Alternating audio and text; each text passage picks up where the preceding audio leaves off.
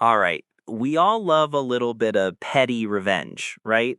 Whether it's ruining someone's little plan or pulling off a long game of karma, these stories are just chef's kiss satisfying. So sit back, relax, and enjoy some of the best revenge stories people have ever shared on the internet. Let's get into it. I gave everything to this company: long hours, endless travel, and a project that made them millions. But when it came time for a raise, they gave me crumbs. So I decided to level up on their dime and walk away with a better future. Early in my career, I worked as an engineer for a defense contractor for about 4 years. I was getting the usual 2 to 4% raises and slow promotions that took years to qualify for. Eventually, I realized that in my current role, I was basically maxed out for the foreseeable future. If I stayed, I'd be scraping by for years with no real advancement. I decided to try getting on the management track, and I was given a project engineer position to prove myself. I managed a team of 4 engineers, a designer, and 2 admins. Together, we designed and manufactured a system that brought in $1.6 million in sales in our first year. We even got the company a patent, and the team was nominated by the U.S. Air Force as finalists for a big DoD contractor award. We were flown out to D.C. for the ceremony. That year was brutal for me. 100 days away from my family, traveling to test sites, customers, and vendors. But we were wildly successful. When performance reviews came around, I got a 10 out of 10. I was thrilled until I found out one of my team members, someone I actually managed, got promoted early to a senior position. Meanwhile, I got the standard 3% raise. That was it. I was livid. I set up a meeting with my boss, and his response? He basically said he didn't think that person deserved the promotion either, but it wasn't his call. Then he told me, try really hard again next year, and we'll see. Yeah, no. After that, I quiet quit. I worked my 40 hours and went home. I stopped traveling unless I wanted to. I took almost every Friday off. I burned through my sick days. My mental health improved a lot. The only extra thing I did was take advantage of the education budget that nobody ever really used. One of my previously promoted coworkers, who I actually liked, started taking MBA evening classes through the company, but those came with obligations to stay for a few years. The company also had a nice budget for software training with no strings attached. So we both signed up for advanced FEA and 3D modeling classes. We traveled together, learned the skills, and built up our resumes. About a month after finishing the classes, I started applying for jobs that required those exact skills. It didn't take long. I landed a new position with the base salary 200% higher than my current one, plus overtime pay. When I handed in my notice, my boss was furious. We just paid for you to travel all over to learn those skills we need. Don't you have any loyalty or guilt? How much are they paying you? Maybe we can match it. Wait, that's more than I make. Yeah, it was. And with overtime, I made 3 times what I used to for a competitor. It was life-changing. Honestly, that was a solid warm up. But this next one, it's even better, especially when it's between family. Up next, a hilarious long con payback involving a father in law, a low blow, and a broken game console. My father-in-law thought it was hilarious to give me a cheap shot at a holiday party. I laughed it off, but I didn't forget. A few months later, I found the perfect way to get him back. And the best part is, he actually respected the move. So, I actually have a pretty great relationship with my father-in-law. We share the same hobbies, we hang out often, and to this day, he still laughs about what I did to him. This story happened back in December of 2021. I was spending the holidays with my wife's family, and as usual, they all got pretty drunk. I was the designated driver, so I stayed sober while everyone else got loud. At one point, I was playfully arguing with my wife and her sister, nothing serious, just joking about the best strategy in a game, and my father-in-law, already tipsy, came over laughing and said, "Here's how you deal with your husband." Then he punched me right below the belt. Not full force, but if you've ever been hit there, you know that even a light punch can drop you like a sack of potatoes. He apologized after and offered to let me punch him back. But I didn't. Oh no. I had a better idea. Fast forward a month. Pokemon Legends Arceus just came out. Me, my wife, and her family were all obsessed with it. I finished the game way faster than everyone else. And since I've been shiny hunting for years, I transferred over some of my favorite shiny Pokemon, including a shiny Giratina. Now, before it became widely known, I figured out a weird glitch. If you used Shadow Sneak with a shiny Giratina, the entire Nintendo Switch would crash. You'd have to fully shut it down and restart. And that's when it hit me. The perfect petty revenge. A little while later, we were all hanging out again. I casually offered everyone shiny Pokemon, acting like I had plenty to spare. I knew my father-in-law would want Giratina. And of course, he did. I traded it to him and waited. Months later, he's complaining nonstop that his Switch keeps crashing during battles. He's reinstalled everything, checked for updates, nothing works. I look at him and ask, "Oh, is it whenever you use Shadow Sneak with that Giratina I gave you?" He went dead silent. And I just smiled and said, "That's for punching me in the dick back in December." He couldn't stop laughing. He actually respected the long con.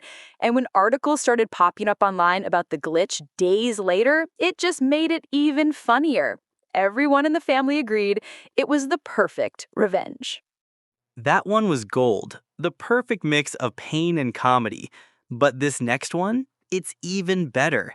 Here's a quick story that proves a little pettiness goes a long way. Sometimes revenge doesn't need a big plan, just the right moment. When our boss casually bragged about how easy it was to fire contractors without notice, my coworker decided to show him exactly how that feels. His exit? Legendary. I worked in engineering contract for a while. Like many contracts, it was open-ended with a vague but not binding timeline. Something like, this contract is expected to be for 12 months, but it's at the will of the employer and could end earlier or be extended. For those of us who've done this kind of work, we know they usually stick close to the timeline, and if you're good at your job, you often get extended. Anyway, one day, our team of 10 contractors, managed by one full-time employee, had 3 people let go at once. And get this, they had me do it. Technically, I was running the team, but I was a contractor too. I had no real authority to fire anyone. The 3 people were told at 4 p.m., "This is your last day." Afterwards, another contractor and I went to our sponsor and asked, "Hey, how come we didn't give those guys any notice?" He responded cheerfully, "That's why we hire contractors, so we can cut them loose at a moment's notice whenever we want to." Yeah, he really said that to 2 other contractors. We didn't love that answer. He basically told us that one day we'd be let go just as suddenly. No warning, no courtesy. That other contractor, though, was a very sharp guy. He started interviewing quietly, landed another job, and told me about it, but no one else.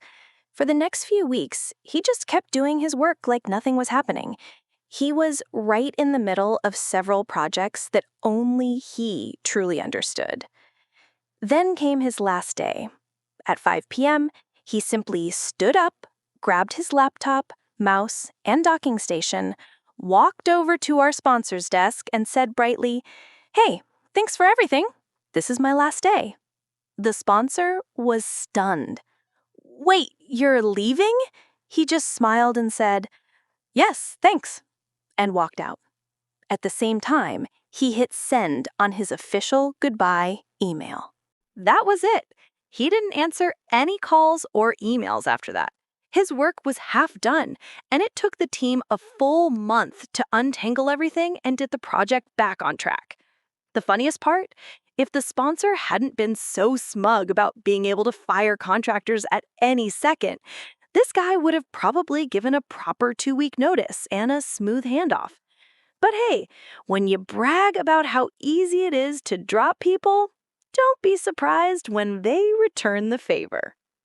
All right, that brings us to our next story. But this next one, it's even better. Weddings can bring out the best in people, but also the pettiest. This next one is pure bridal revenge gold. My fiance's coworker had been openly flirting with him for months and then decided she was going to wear white to our wedding. I could have made a scene, but instead, I chose sweet, silent revenge, one cupcake at a time. I am marrying my fiance this week. He's the most wonderful and amazing person in the universe. But he's also extremely oblivious, socially awkward, and probably on the autism spectrum. Boy just cannot pick up a hint. He works with a relatively small group of people, and they all get along great. They usually go for after-office drinks once a month on Fridays. Since we moved across the country a couple of years ago, we haven't made a lot of new friends. So basically, these coworkers are currently my fiance's closest group of friends. There's one girl in this group, let's call her Daisy, late 30s, who has an evident, massive crush on my fiance. And honestly, I can't really blame her. My fiance is in tech and makes good money. He's wicked smart, tall, hot, nice, funny, interesting, and sweet. She has great taste in men. I've been part of a few of their get-togethers, and this woman acts like a teen girl around him. She giggles and literally twirls her hair.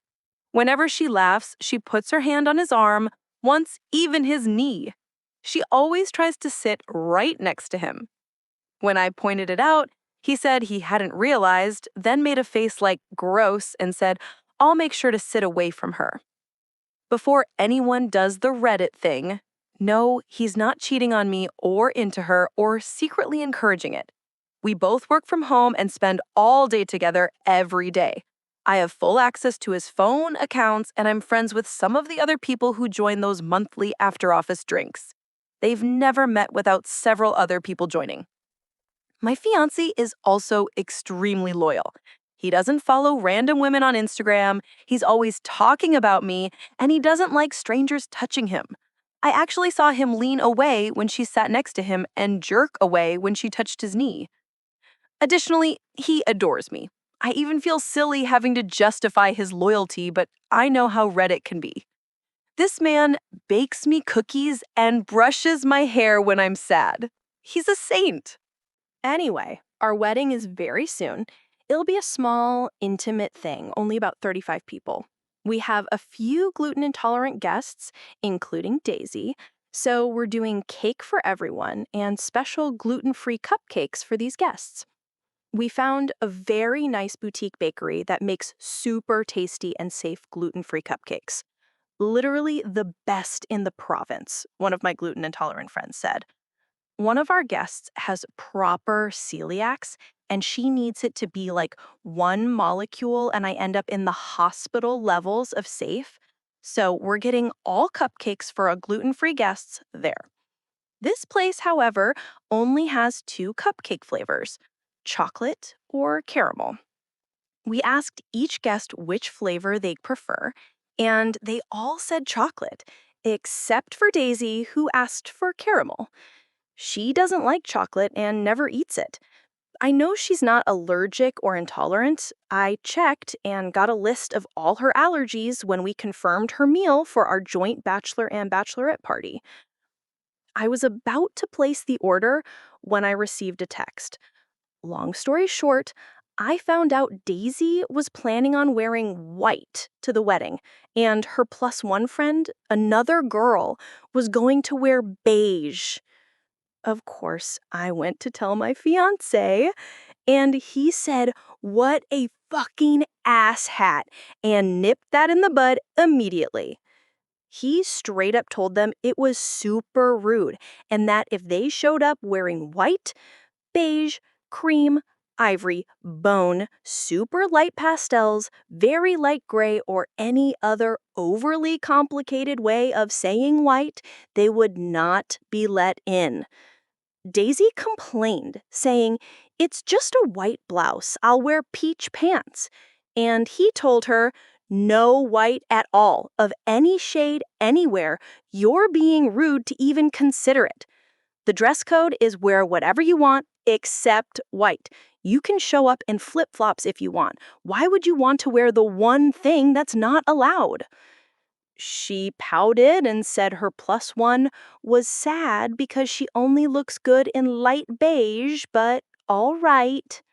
He considered uninviting her, but I told him not to do it because it could cause drama with the rest of the friend group.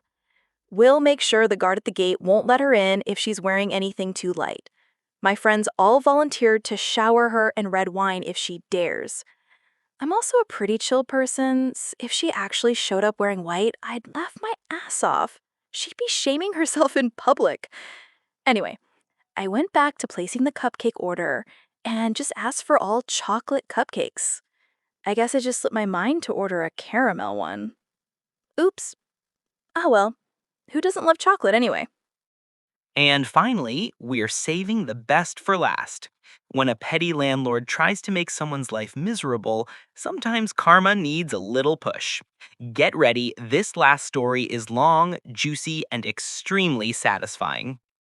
My landlord hated me for no real reason, and she made it her personal mission to ruin my time living there. But when she ignored a serious repair, I found the perfect way to turn everything back on her. Let's just say she didn't see it coming. Years ago, I rented a duplex from a very nice owner. He was honest and reasonable. I put down a healthy security deposit and moved in. Unfortunately, he wasn't my day-to-day contact. That job belonged to Giselle, the delightful and charming on-site landlord. I later learned she was just a tenant who got a sweet deal. Her rent was cut in half in exchange for handling rent collection, arranging repairs, and other daily stuff. The owner had about 5 duplexes in the neighborhood, and she managed all of them. From day one, Giselle hated me. And the best part? She lived in the other half of my duplex. She checked every single nightmare landlord box. Karen level obsession with rules, yelling at my friends for parking an inch over the property line, ringing my phone or doorbell if I made any noise after quiet time, losing rental checks I dropped off in the same place every time, taking forever to fix anything. It was annoying, but I told myself I could deal with it since I planned to move closer to work once my lease ended. Later, I found out why she really hated me. She'd wanted a friend of hers to move into my unit, but the owner turned her down because her credit was awful, and mine was excellent. So, she decided to make my life miserable out of spite. As my lease neared its end, I noticed my water heater was leaking. I dried the floor, put some towels down, and emailed Giselle. No response. A week later, I forwarded the same email with a polite, "You may have missed this, but this could be a real problem." Still nothing. I sent another email after talking to a plumber friend who said it needed immediate attention. Finally, she responded with a short, "I will look into it." And of course, nothing happened. She was clearly trying to run the clock out on me. A month passed, and I only had a few weeks left on my lease. One day, I saw her outside watering her flowers and brought it up. She brushed me off, but finished with a little threat. I hope you're keeping it clean around there. I'm a stickler when it comes to the final inspection. If you want to get any of your deposit back, you better be ready to pass a white glove inspection.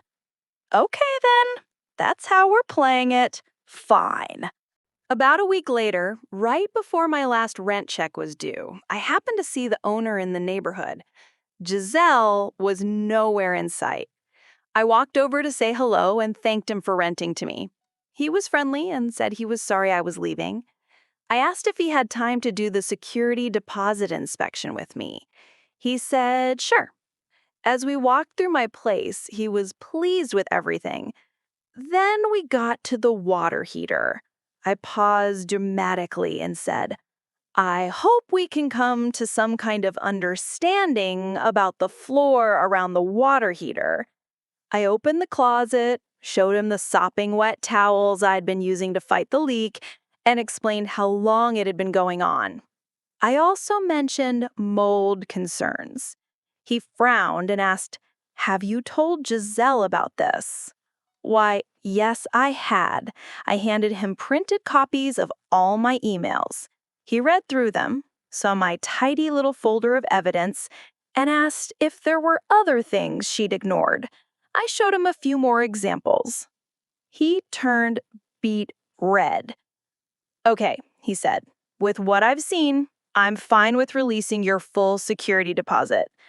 Then I had a brilliant idea. Instead of me writing a $750 rent check and him writing me a $500 deposit refund, how about I just write a $250 check and call it even? He shrugged and agreed. Done. Signed. Sealed. A few days later, I dropped the $250 check into the mail slot. That evening, Giselle pounded on my door like a SWAT team. She was foaming at the mouth, screaming about how I hadn't written the full check and threatening to get me evicted if I didn't pay immediately. I calmly explained that $750 minus my $500 deposit equals $250. Her eyes widened like she just saw math for the first time. She yelled about how things are done, the rules, and how she has final say because she does the inspections. She was literally spitting as she screamed. I told her the owner himself had already done the inspection and signed off on the arrangement. I suggested she take it up with him, told her to get off my porch, and slowly closed the door on her stunned face. Watching her brain short-circuit in real time was glorious. Before I moved out, the owner stopped by to fix the water heater for the next tenant. While he worked, we chatted. He mentioned his daughter would be moving in and taking over the on-site landlord duties. I asked about Giselle. He just said she is moving out. She can't afford to pay full rent anymore. And that, my friends, is how the petty landlord who tried to make my life miserable ended up losing her sweet deal.